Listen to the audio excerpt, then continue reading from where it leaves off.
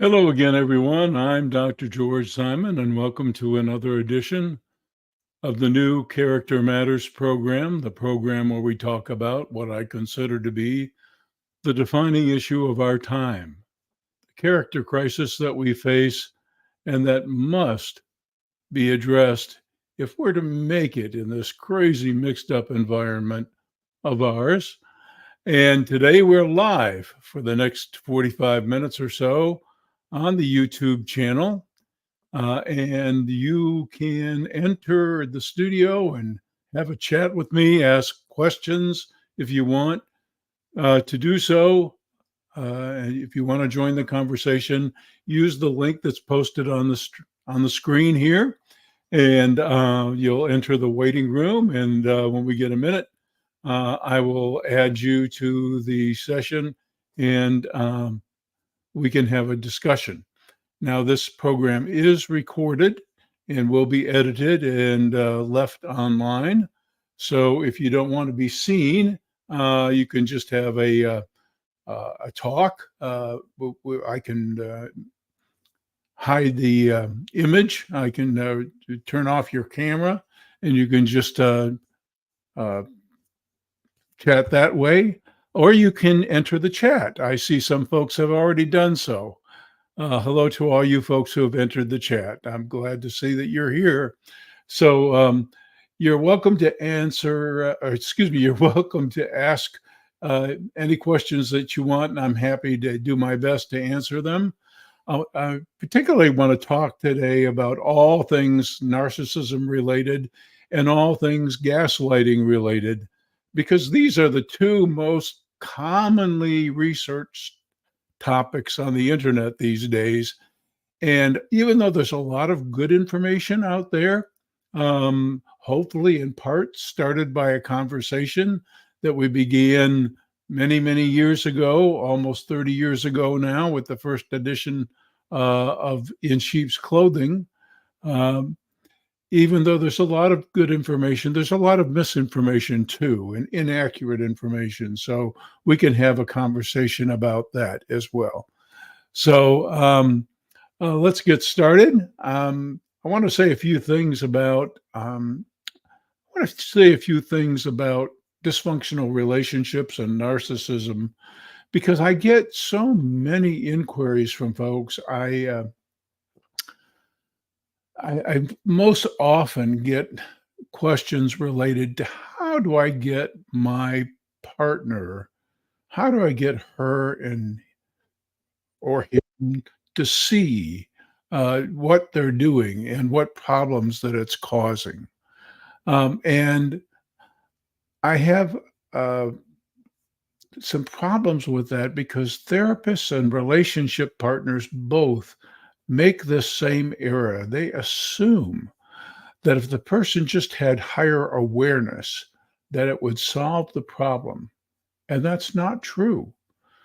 And we can talk more about this in just a minute, but I see that someone has entered the waiting room, and I believe the camera is turned off, so perhaps the person doesn't want to be seen. But Daniel, I see you here, and I'm going to add you to the program. If your mic is live, I'll be able to hear you, and you can ask your question. Hey, Dr. Simon, this is Daniel Lawrence. How are you? I'm good. How are you?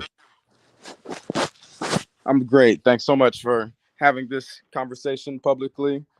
I've been studying your works, and I think that you're doing some of the most important in work in society right now. I mean, every time I look at the length of time that you've been doing this work, it's very inspiring because the issue, which is these character matters, it's gotten much worse over the last decade through the growth of social media, and this entire generation just has not a moral compass like previous ones. Yeah. Well, we human beings, I've said this all often, we've always had our character related problems. Character is not an easy thing to develop. Um, Oh, nice to see your face there, Daniel. Yeah, if it were an easy task, everyone would do it and the world would be a paradise. But it's never been an easy task, but it's particularly challenging in an age and in a culture steeped in narcissistic entitlement and egocentrism and grandiosity, and other disturbing features of our social milieu that make it harder than ever to develop that solid moral compass.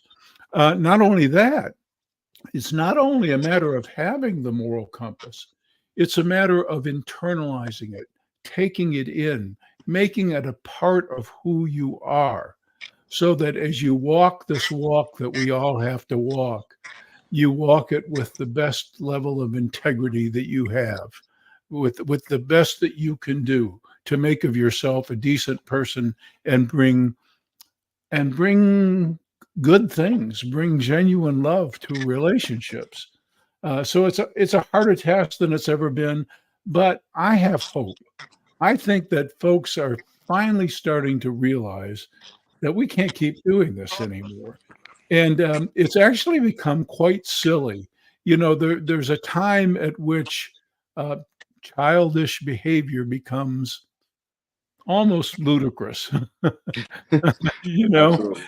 and you just kind of get tired of it. And I think we're getting to that point. At least I hope we are. Yes, So, I do you have a believe so. question? Oh, I'm sorry. Do you have a question for me? Yes, Dr. Simon, I do.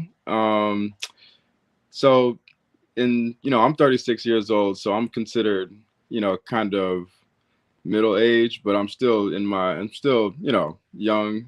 But there's a lot of conversation for my generation about the climate of dating and, the roles and responsibilities for man and woman. And, there's a lot, there's a lot of misinformation, a lot of very heightened, there's a lot of zeal out there for different perspectives.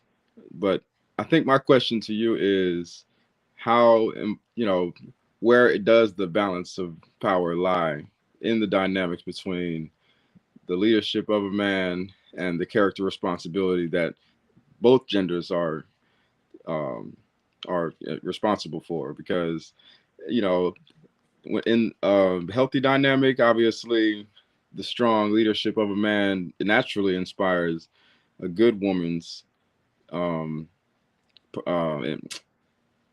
choice to remain in a relationship. But you know, we're still in that generation where there's a lot of narcissistic entitlement for Yeah. you know women and privileged women. Regardless on the level of character that's displayed by a man. Yeah. Sometimes it's even the very point of rebellion, as far as the more character strength and leadership qualities that a man shows, the more unruly she behaves. And Okay, so, I think I'm getting just a little bit of a flavor here for your question. So let me couch it this way, if you will. mhm, Um, all of us human beings are at our core both animals and something much more. And coming to know ourselves deeply, coming to know all that's in us, all the good, the bad, and the ugly, so to speak. Discovering who we are is really the first step in trying to navigate any healthy relationship. I think many men come to the table, come to life's enterprise with certain characteristics that are kind of built into the DNA. That's part of it. Culture also helped shape attitudes and ways of being. So we have the influence of our formative years, we have the influence of culture, and we have what's built into our innate architecture, our DNA. We have all of that. But none of that, even all together, is either who we are or who we can be. And discerning just what this task of loving is all about is also what character is all about. So let's just say that we have within us a strong desire to lead, to be the leader within a system, whether it's a family system or at work or in other enterprise. How we go about that process, how we own that desire, how mindfully and with principle we exercise that desire, how genuinely loving and caring and accommodating we are, how much we appreciate what others bring to the table. One of the things that I have found in working with couples is that all too often there's because of maybe past wounding and maybe some cultural variables too. There's not between men and women. There's not a whole lot of appreciation about the unique beauty that each brings to a relationship. Yeah. And we waste an awful lot of time, I think, sometimes trying to get the other person to see what we consider to be important. Yeah. And this may sound trite, Daniel. This may sound trite, but the number one rule is get this loving thing right. Put all your energy into that. And I promise you, everything else eventually becomes clear. Mm-hmm. But get that loving thing right. It's what we're here for. It's what we're here for. This is temporary. It Yeah. ends, and nobody really has a say so about when. It could happen crossing that street this afternoon, right? Yes, it can. That's what The, every day o- is precious. the only thing that's certain is that this is temporary, but the task is universal and eternal, and that is to get the heart right, to get this loving thing down. We're the only creatures that have a choice about it. And that's what makes love Mm. possible, because love without a choice is not love at all. It can't be. It has to be freely chosen. Yeah, I agree. That's what makes it beautiful, and I really appreciate your sentiments. So I know you've had a few public conversations. I just wanted to ask, are you familiar with Dr. Russell Barkley? No, I'm not. He's an ADHD specialist, and not sure if I would implore you to, if you hadn't, to at least look up his name, because out of all the public conversations you have, I think that your sentiments, your purpose, and what he's doing for society, Dr. Russell Barkley, and those are probably the two main matters in our generation and in society that can do some serious healing. ADHD and all of the things that are accused with it. Whether it's clinical or whether it's self-diagnoses, um, that can be healed by the character matters that you are an expert in. And I think that your information is probably the missing piece to what he's doing for society. So that's the only other name I would ever mention to you, is Dr. Russell Barkley. Would you mind putting that in the chart, or excuse me, in the chat, or on the contact feature in the blog? Send that information to me and maybe one of the doctor's works. Okay. I'm sending his name in the chat right now, and you wanted me to send his works to where? You can just use the contact feature on the blog at drgeorgesimon.com. I will, Dr. George Simon. Thank you so much for your time and for this conversation. I'll continue to follow and support your works. All the best to you, Daniel. Thank you. God bless. God bless you. Bye. Well, what a fine young person, and I say young. To me, 36 is very young. I think 36 is the new 26. Um, at any rate, it seems like he's on the path to discernment, and I wish him very, very well there. Once again, if you want to join the conversation, the link is up on the screen, and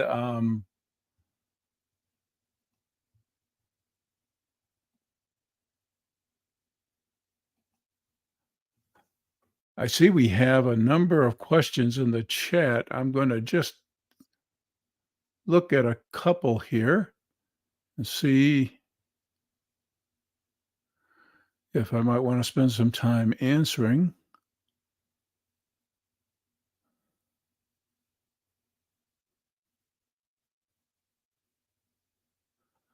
Oh, okay. Well, we have more comments and some kudos and some amplifications than we do actual questions to answer. So let me continue a conversation or talking about what I was talking about earlier, especially with regard to the misinformation and inaccurate information that there is out there about narcissism and gaslighting and manipulation and various things. One of the things I came to realize early in my clinical research and in my other research is that character dysfunction of various types, character disturbance, is a spectrum phenomenon. I've said this many, many times, and I just can't say it enough. It varies as to type and degree. Therefore, not all narcissists are the same. Not all individuals who have some narcissistic traits in their character are psychopaths. You see certain things and they resonate with things that you have read online or read in books, and then perhaps you might jump to a conclusion. This is the danger that some of the information out there poses. We're talking about a very complex issue, one that has plagued mankind since the beginning. First of all, we weren't always civilized. For most of our existence, we were anything but. For most of our existence, we did what we thought we had to do merely to survive, and we weren't even in groups where we had to learn to cooperate and live together. That came later with tribes. And in some cases these days, unfortunately, I think we've reverted to a tribal mentality when we've got to move past that point. We're still evolving, and the process is difficult. I think it's actually meant to be. I think we're actually meant to have a difficult time with this.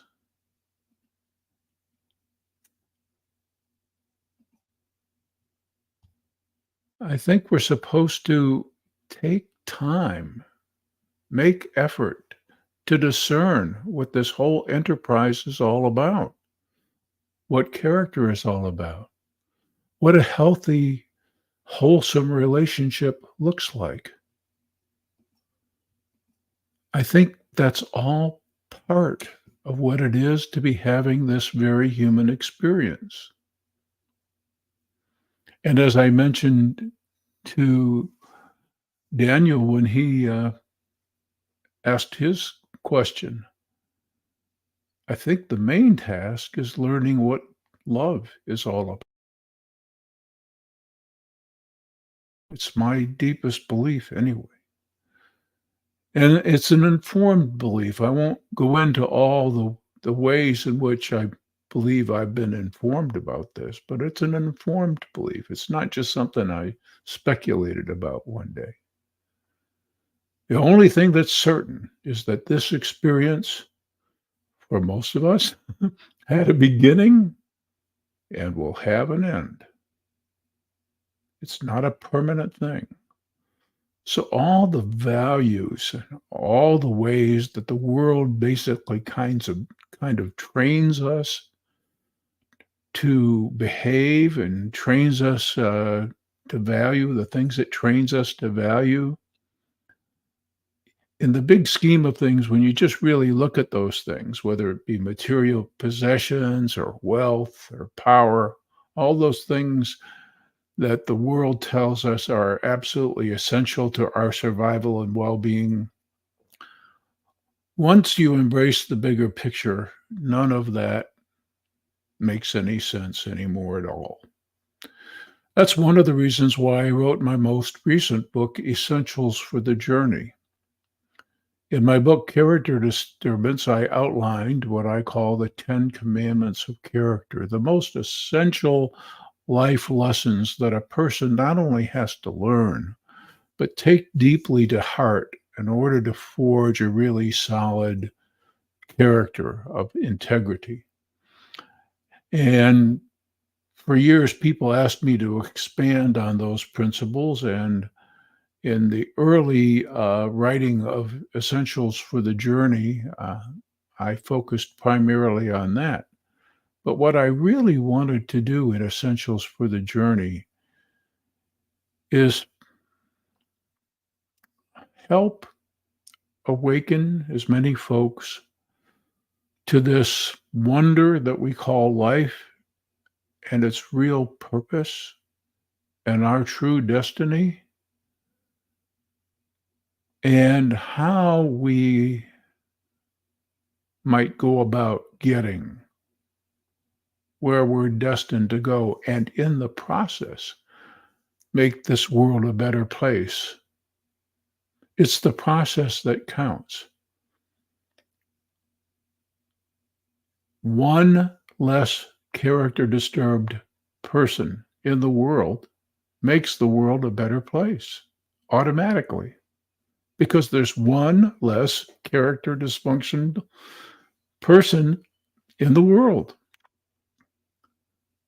And just as insidiously, just as incrementally, our world became like it is, whereas more, and I've said this many times, as more and more character deficient people populated the society, various institutions, norms, expectations, etc., became horribly corrupted. And as all those things fell apart, more and more character disturbed people emerged. And the more character disturbed people, the more things fell apart. The more things fell apart, more character disturbed people. A vicious cycle, but it happened one at a time, slowly, incrementally, so that now we barely recognize the world from, say, just 30 or 40 years ago.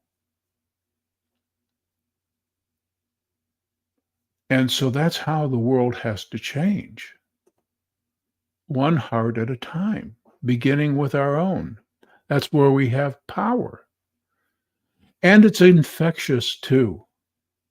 When we truly become all that we can be, people, no matter, well, I shouldn't say that. There are a couple of exceptions, but by and large, people are positively affected by enlightened, decent, good people. And for most of us, where there's even a shred of decency, we respond by saying, boy, that person has something. And gosh, I want to be more like that person. And that's how the world will change. It has to change that way. It's the only way. The same way we got here is the same way we'll get out of the mess that we've made. I'm sorry, my vocal cord dysfunction is really acting up today, but I'm doing my best with it. So once again, if you have a question, you can either put it in the chat or you can click on the link that you see here and enter the studio, and we'll have a conversation um, live. I'm going to look at the chat here again and just see if there are any questions that I might want to address. And I want to talk a little bit about gaslighting. ah, I see that we have another person entering the studio. So I'll go ahead and add Rachel to the stage. Rachel, hi and welcome. Hi, Dr. Simon. It's How are you? I'm good. It's really nice to meet you. I've read all your books actually. Oh my goodness. The You're first the one. the first time I read it, I was 24. I'm 28 now, and it's been really helpful in my life and even to better myself. So I just want to thank you so much. I'm so appreciative of the work that you've done. So my question relates to is being with someone who has a character disturbance similar Mhm. to like being in like a cult? Is it similar to that? It can be. It depends on how charismatic and charming the character disturbed person is. I've written a few articles about this. Not all of the most problematic characters are offensive in their manner. Some actually can be quite engaging and quite charming, and perhaps in a way, they can actually be the most dangerous. Um, it's very interesting. I've met a couple of real charmers in my life. And one of the things that's always struck me is not just their skill at having some sway or some hold over you, but their sense of entitlement to do it. It's not so much that they are looking for friends or for uh, genuine relationship partners as they are looking for devotees, fans, adorers. so, so when you encounter those folks, it is kind of like a cult-like atmosphere. If folks like that didn't have some skills, some capacity to charm, and some capacity to engage at fairly deep levels, they wouldn't cultivate a following. Mhm. So somebody can charm the socks off of you. That doesn't make them a good person. Okay. Uh, okay. And it's up to you, unfortunately, to do your homework. I say, unfortunately, it's always been the task. Unfortunately, today that task is harder because, well, for a few reasons. One, you usually doubt yourself. If you yourself are kind of a benign character, you have wholesomeness in your character, you like to give people the benefit of the doubt, you're generally accepting, etc., generous, you're not going to scrutinize perhaps as deeply as you need to these days. And it won't become apparent to you who somebody really is or what their defects of character are until some ways on in the relationship, Mhm. long after you've been charmed off your feet. Well, thank you so much for all the work you do. And I do read your articles, by the way. Oh, thank you so much. Yeah. Okay. Take care. Thank you. You too. Bye bye. Oh, I see so many people have entered the conversation, and some of them from overseas and at various places around the world. My love goes out to all of you. Thank you so much. I've made so many wonderful connections over the years, and it's just so heartwarming. Just so heartwarming. So, all of you who are sending well wishes, thank you so much. I'm so glad you're tuning in. Let me say a few words about gaslighting while I have time.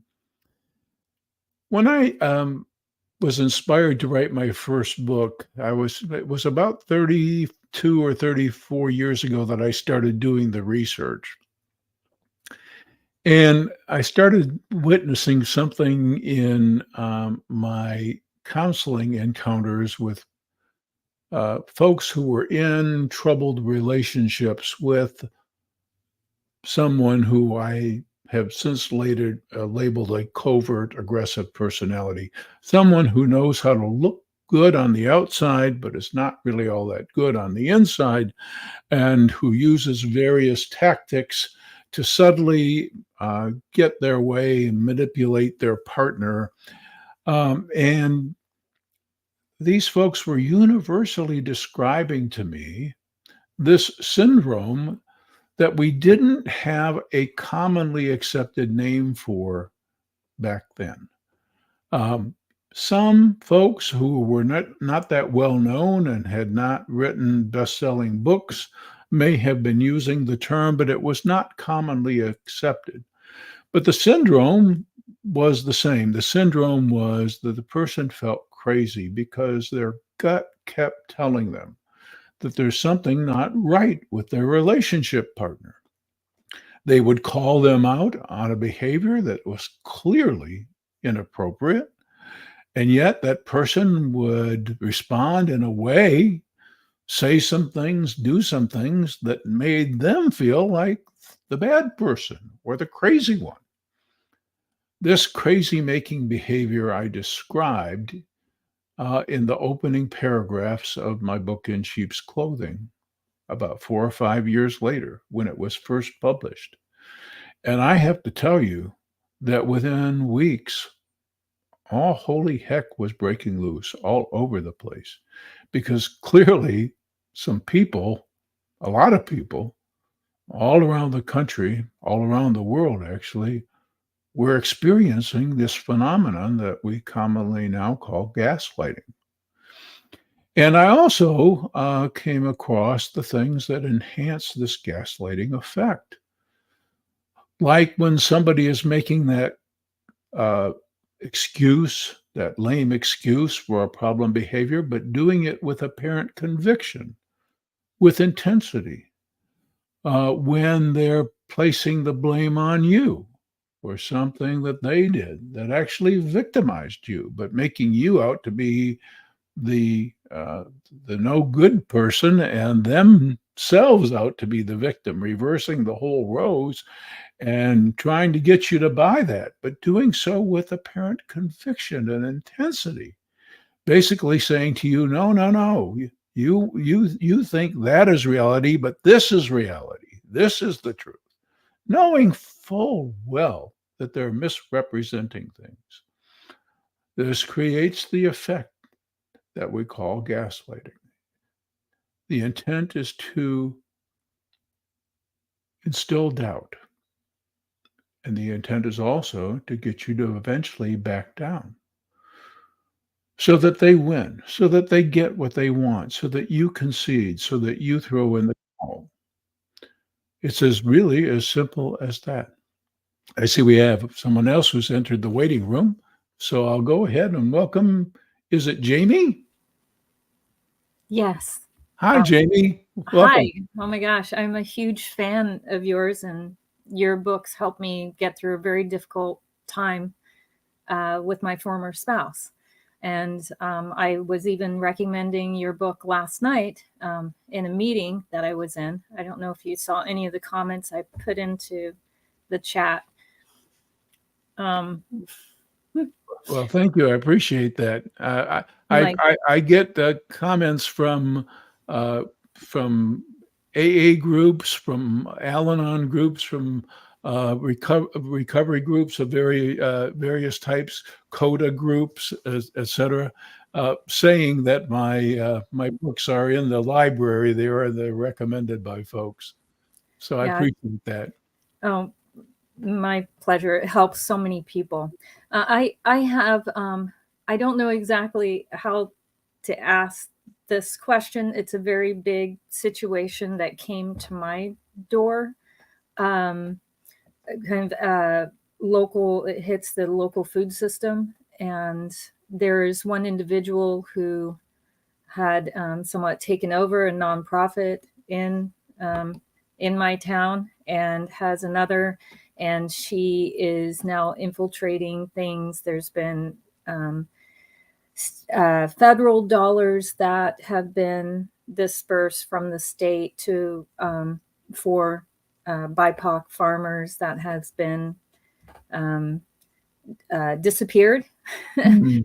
State has let go of this contract, and she has applied for a number of other grants and is now starting to go outside of the state. So I've got local representatives who's now contacting state representatives and wondering, how to help, how to help stop this from going. So I'm working with other people. I had a 2.5-hour meeting with a number of them last night, but how to help those who have been feel so betrayed and are about ready in some cases to lose their farm. And it's not yet hit the news, but I'm trying to do that because it's injured so many farmers in the entire southern part of my state. So it's a very big thing. And she was very verbally aggressive towards me. But having dealt with this before and utilized your book In Sheep's Clothing, I've been recommending this, but not sure as the point person who's trying to protect their identities because of legal action forthcoming and just to protect them, what more I can do. Oh boy. Yeah.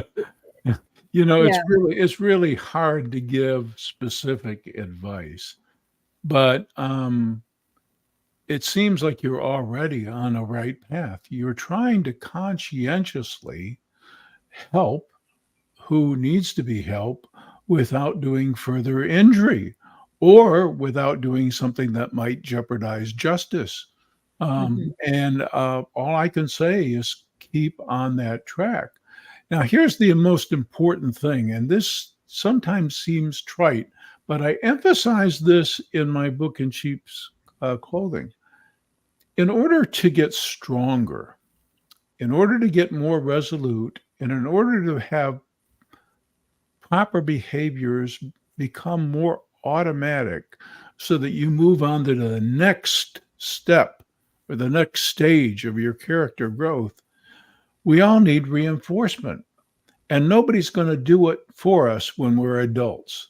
We're not going to have somebody behind us saying, "You go, girl," usually, So we have to do that for ourselves. And I know it seems trite, but when you know that whatever you're doing, when you know in your heart that whatever you're doing is the truly loving thing to do, that it's not self-serving, that there's no intent to injure, and that you're doing the very best you can to do the most good, you're the one that must recognize that and reinforce that. And when you're in tune with that, when you're in tune with that inner voice, and that inner voice is recognizing and affirming the steps, the next step automatically becomes clear. I'm not sure exactly how that happens or why that happens. We could get into a very, very deep spiritual discussion about that. But I promise you that when you're in touch with that something bigger that's guiding you along, the way opens up. Okay. So that may seem like not great practical advice, but there it is nonetheless. I just, with last night, I did tell them I don't see, because this has to do with people of color, and I'm obviously not a person of color, but have always worked with people of various backgrounds and ethnicities and colors and all of that. And I said, I'm very flattered that they've chosen me for this somehow. It's a huge honor, but it's also quite terrifying Right. to step into that. And I thought, from that spiritual aspect, I see everybody as a spirit, and this is the body within which they, live their life. We have different strengths and weaknesses, and meant here to be here to support one another. But it's still looking at my own human foibles of how do I best do this, and kind of just tell them I'm doing the best I can, and I keep open communications, open documents, but still making sure that everything's protected before I move forward. Yeah. So it's to the point where I will file a protective order against a few people if it comes to that. So I think other people maybe on this call and watching this has had similar things in their life, but I see that maybe this is something that God has prepared me for through those difficulties to be in this spot right now to There help you go. others. There you go. And that is where you place your trust. See, we want to place our trust in doing the right thing. Mm. One of the spiritual disciplines says God and God alone. As soon as we move away from that trust, we're already in anxiety evoking territory. Stay on the path. Be with your heart. And so long as you know deep in your heart, it is of right heart, I Mhm. promise you, things will become clear. They will become clear. Thank you. I'm so glad for all the years. Now I get to talk to you about something that's really big and helps many more people than just myself. So thank you so much. I really appreciate Oh, it. you're welcome. Have a good day, Jamie. Thank you. You too. Bye. I see that we have Brent in the waiting room. I wonder if it's the Brent that I know. I'm not sure, but we'll find out very shortly. Brent, welcome. Yes. Hi, Dr. It Sam. is. Yes, it is. I'd recognize that voice anywhere. How are you? How are you? I'm good. How are you? I'm doing fine. I'm doing fine. I have a quick comment here, and it's really based on the person who spoke just now. Something she said really triggered it for me.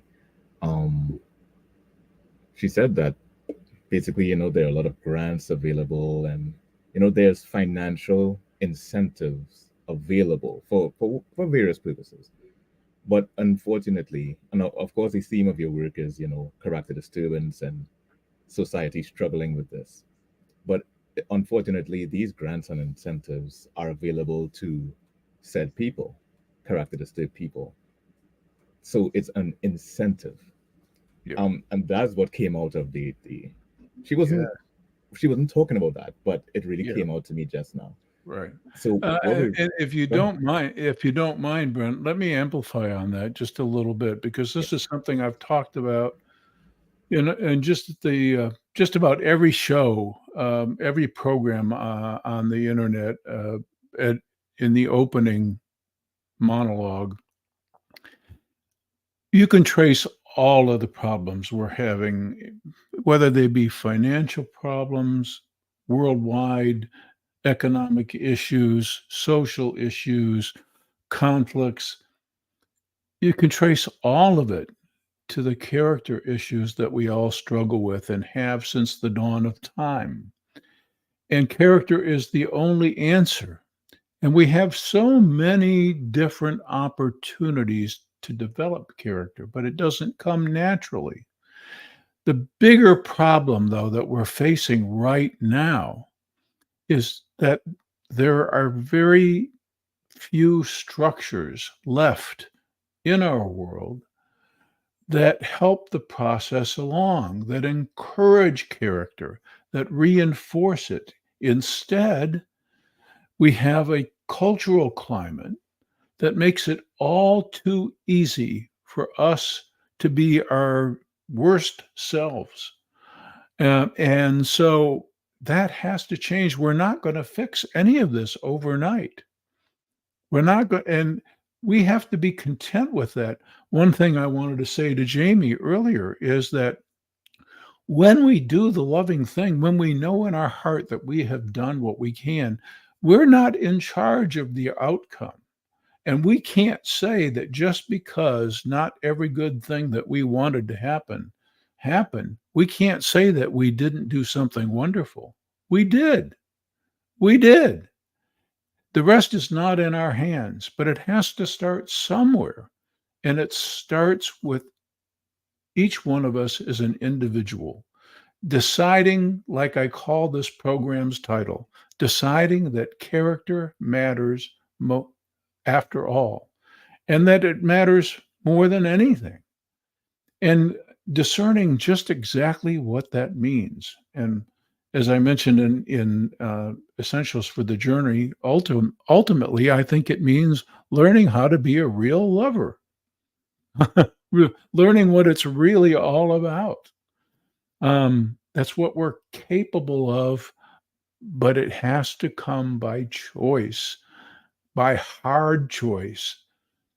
As I mentioned earlier, if building integrity of character were an easy task, everyone would do it and we'd be living in paradise. It's not. So I wanted to expand on that, but I sense that you had some more that you wanted to say about the other matter. Yeah. Well, not much more actually. I think your answer was just good enough for me actually. Just talking again to the fact that it's not easy. We have a hard work to do, and I think having read your books, etc., um, I'm thankful that you're encouraging us to become some part of the solution. I really appreciate that. You Oh, said just now that some systems are falling apart that should engender good character, and I guess you're encouraging us to become those systems yeah. in some kind of way. Thank you, Brent. We'll talk soon. It's been a Yes, very, very crazy week for me, and it doesn't get any better all through the month. But you'll hear from me real soon. sure, no problem. Thank you. Take care. Bye. Oh, let me just go through the comments again one more time to see that if there's a question that I really need to answer. It's so edifying that so many folks have joined the conversation today. I really appreciate it. Um, I actually planned for the I actually planned for this online session to go about 45 to 50 minutes. I think that I'll give it an extra 5 minutes today um, before we uh, before we close out the program. Once again, a reminder: this program is being recorded and it will be edited and put up for the benefit of those who weren't able to tune in and for those who just might want to review some things again. Oh, I see. I see that Brent is back. He must have something he wanted to add. So let me just do that real quick. Brent, did you have something you wanted to add? Actually, not really. I left the room and came back in, so Oh, you can go ahead. Yeah. okay. Take care. Yes. Bye bye.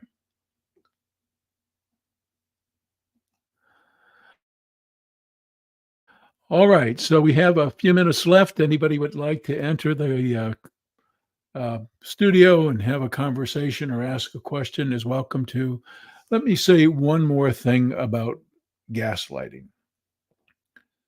Um, Now that there's so much information out there, and now that there's so many different ways to describe the tactics that I first outlined 30 years ago, there's so many ways now. It's really very edifying. When I first started, I mentioned this in my book, Essentials for the Journey. When I first started talking about these things and mentioning that there were these tactics that manipulative people used to throw you on the defensive and make you think you're crazy and all like that. When I was doing training in medical schools and doing grand rounds presentations, the students and the interns and the residents and staff people many times just simply walked out. They thought what I was presenting was crazy and not just inaccurate, but horribly destructive. It none of this was well received at all, at all. But slowly, over time, somehow I became an enlightened person instead of a crackpot in the eyes of people that I was addressing. The time has to be right. The time has to be right for the message to be heard, but you also have to be when you know that something has been given you, something that can help heal and grow, you have an obligation to remain faithful to it no matter what the response is. And that's the same with gaslighting. When you know in your heart that something is true, then you just can't allow yourself to be swayed by the response you get or what the person might try in response to get you to give up your belief. You just can't dishonor the truth, not maintain any sense of character. Now, you do have to examine your heart and be sure that what you feel and what you believe and etc. is true, is born of an honest, fair appraisal of things. But once you know it, once you know, for example, that someone is not treating you well, that their manner of speaking to you is disrespectful, or that they always have to be right, you always have to be wrong, etc., etc., any of those things, or that they always have an excuse for an unacceptable behavior and they make no effort to change it. Once you know these things, and once you're getting a reasonably good idea of the character deficiency in another person, you need to hold that truth in your heart and honor it. I mentioned in Essentials for the Journey that the truth has power, but for the character disturbed individual, the truth only gets in the way of them having their way or getting what they want from you. And that's why, for the most narcissistic among us, for the most grandiose among us, for the near delusional among us, the truth is what they say it is. Because they don't want anything or anyone, anything bigger standing in their way. And the most narcissistic among us can't even conceive of anything bigger than them and their own wants and desires. There's so much to say, and there's equally so much to do. But given how daunting the task is, it has to start somewhere, and that's in the hearts of each one of us. Each one of us can do our part in changing the toxic zeitgeist or culture of our time by being one less character impaired person in the world, in the hope that character is ultimately infectious and that the way we operate can be attractive when another person's heart is right and ready to embrace it. All the great spiritual traditions have similar stories to tell about how the message spread, one heart at a time, beginning with our own. So, with that in mind, I think we'll close out this live edition of Character Matters. Thank you once again to all of you here in the chat, all of you from all around the world. You have no idea how much it means to have the support that I've witnessed and to have all the goodwill that's been sent my way. It's a far cry from the early days when I knew I had to speak some of my truth to folks and didn't get a really great reception. It's a far cry from that. I'm blessed beyond measure, and I can't thank you enough. And it is my privilege and my honor to bring what has been given to me to you. It was given to me first, and how I honor the giver is to give what I can to you. So thanks for tuning in. Until next time, I'm Dr. George Simon. Take care.